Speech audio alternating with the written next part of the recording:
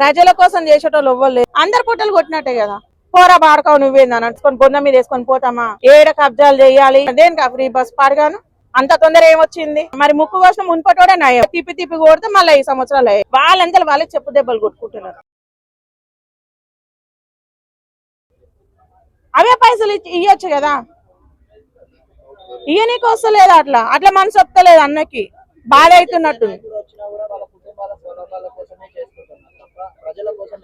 ప్రజల కోసం చేసేటోళ్ళు ఎవ్వరు లేరు ఇప్పటి వరకు. ఎవరి స్వార్థమానికే ఉంది. ఏమంటారు ముక్కు కోసం మునుపటోడు న్యాయం అన్నట్టు ఈయనకంటే ఆయననే న్యాయం ఉన్నదేమో మరిగా. అదే కదా మరి ముక్కు కోసం మునుపటోడే న్యాయం ఉండే. రాజకీయ నాయకులకు ఏం చెప్తారా అంటే ఓట్లేసి గెలిపించిరు, మీ మీద నమ్మకంతో ఆయన మాకు మంచి చేయలేదు, నువ్వైనా చేస్తావు అని చెప్పేసి ఉద్దేశంతో నీకు ఓట్లు వేసినందుకు వాళ్ళంతా వాళ్ళకి చెప్పు దెబ్బలు కొట్టుకుంటున్నారు.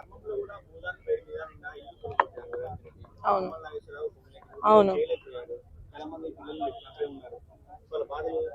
ఇప్పుడు వాళ్ళకి కనీసం ఏదైనా డబల్ బెడ్రూమ్ అన్నా లేకపోతే గుడిసెలు వేసుకున్న దానికన్నా ఇల్లు కిరాయి తీసుకున్న దానికన్నా ఆగాలి కదా. అంత తొందర ఏమొచ్చింది? అంత అర్జెంట్ ఏమొచ్చింది? అంత కొంపలు ఏం మునిపోయినాయి? వరదలు వచ్చినాయి, తుఫాన్లు వచ్చి మొత్తం ఇల్లులు కూలిపోయినాయి. ఒక్కొక్కరు ఏడుస్తున్నారు. వాళ్ళు కొన్న సామాను కూడా వాళ్ళకి తీసుకొని హక్కు ఇవ్వవా నువ్వు?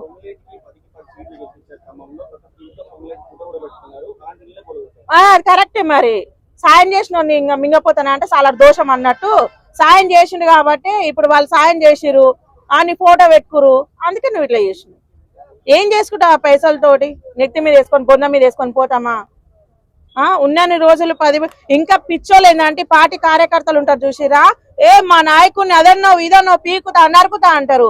వాళ్ళది వాళ్ళు చూసుకోరు. ఫస్ట్ పటేల్ విగ్రహం అంటే బీజేపీ వాళ్ళు పటేల్ విగ్రహం పెట్టినప్పుడు కాంగ్రెస్ వాళ్ళు ఏమన్నారంటే అదే డబ్బుతో పథకాలు అమలు చేస్తారని బీజేపీ వాళ్ళని క్వశ్చన్ చేసింది కాంగ్రెస్ అదే రిపీట్ చేసింది. దాని గురించి అదే అంటున్నా కదా. ఇప్పుడు వీళ్ళు అందరు కొట్టుకున్న వాళ్ళంతా బాగానే ఉండరు. ఇంట్లో మనం పిచ్చోళ్ళము అంతే.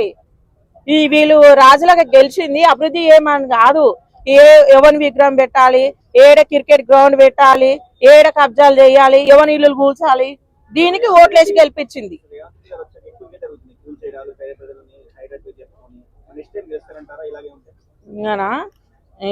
ఆయనకే ఇవ్వచ్చు. అదే చెప్తాను ఇన్ని రోజుల నుంచి నేను కాంగ్రెస్ దిక్కు ఎందుకు మాట్లాడినా అనిపిస్తుంది. ఎందుకు స్పందిస్తారు? ఇప్పుడు నా చేతిలో మైక్ ఉంది, నువ్వు అంటే పోతావా? పోవు. ఎందుకంటే నీ మైక్ నా కాడ ఉంది. ఇప్పుడు రాజ్యమే నా చేతులు ఉంది. ఎట్లా స్పందిస్తాడు? ఇప్పుడు కోర్టులు వేస్తారు తామే. సీఎం ఆయన మాజీ సీఎం మీద వేసా తీసుకోతారు, కోర్టులో నిలబెడతారు. సీఎం ఆయన ఈ నుంచి ఆడికి పోక ముందుకి ఆయనకు నోటీసులు వేస్తారు, లాయర్లు ఉంటారు, అందరు ఉంటారు. ఆయన ఎందుకు పోతారు? న్యాయం ఎట్లా జరుగుతుంది తామి? జరగదు. ఆయన ఓడిపోయినాక జరుగుతుంది. ఇంకొక ఆయన వస్తాడు, ఆయన 4 రోజులు గెలిగిస్తాడు. ఇది ఎట్లా అయింది, అది ఎట్లా అయింది, ఇది అది అని ఆయన అంటాడు. కాటం అయిపోయా ముసుగుల గుద్దులాట అన్నట్టు ఇక తిప్పి తిప్పి కొడితే మళ్ళీ 5 సంవత్సరాలు అయ్యాయి. మళ్ళీ ఇంకోటి వస్తాడు, ఇంకోటి కూడా ఇదే.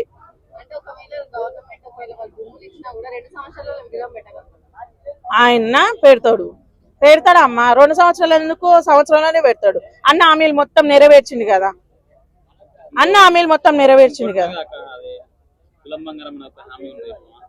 ముసలాల పింఛన్లకి అది లేవురా నాయన అంటే తులం బంగారం కడుపుతున్నావు ఇయ్యడాని. మరి నేను అదే చెప్తున్నా, ముసలాల పింఛన్లు పెంచమని సార్ తులం బంగారం దేవుడేరు కానీ 6 గ్యారెంటీలో ఒక్క గ్యారెంటీ బరాబర్ ఇచ్చిండు. Free bus. జుట్లు మంచిగా జబర్దస్త్ కొట్టుకుంటారు. మరి ఇంకా దారుణం ఏంటంటే మూగుడు తిట్టినా కొట్టినా జంపు. ఇంకా మళ్ళీ చూసేది ఎక్కడిది? మళ్ళీ చూసేది ఉందా? మూగడు 50 రూపాయలు పెట్టి టికెట్ కొంటే మనకి ఏమైనా నిలువు ఉందా? పోరా బాడకావు నువ్వేందని అంటారు.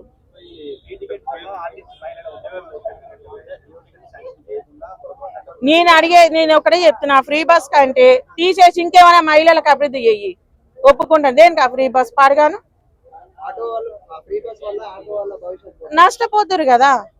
ఇప్పుడు ఆటో ఉందనుకో, వాడు 50 రూపాయలు అడిగితే ఏమంటారు? ఇంకా 10 నిమిషాలు అయినాకో ఫ్రీ బస్ లో పోతా, నీకేంద్ర 50 రూపాయలు ఇచ్చేది అన్నట్టుంది. అందరు పుట్టలు కొట్టినట్టే కదా. ఆధార్ కార్డులు ఓటర్ ఐడీలు పనిచేయవు ఇప్పటి నుంచి. ఎవరికైతే కొత్త కార్డ్స్ అంటే ఫ్రీ బస్ మహాలక్ష్మి పథకం ఏదైతే ఉంటుందో ఆ కార్డు ఉంటేనే ఫ్రీ ప్రయాణం అని చెప్పి ఇక ఆయన 100 మలుపులు తెస్తాడు. ఇక అన్ని తెస్తారు. ఎందుకంటే కొట్టుకుంటేందుకు 100 తెస్తాడు రేవంత్ రెడ్డి అన్న.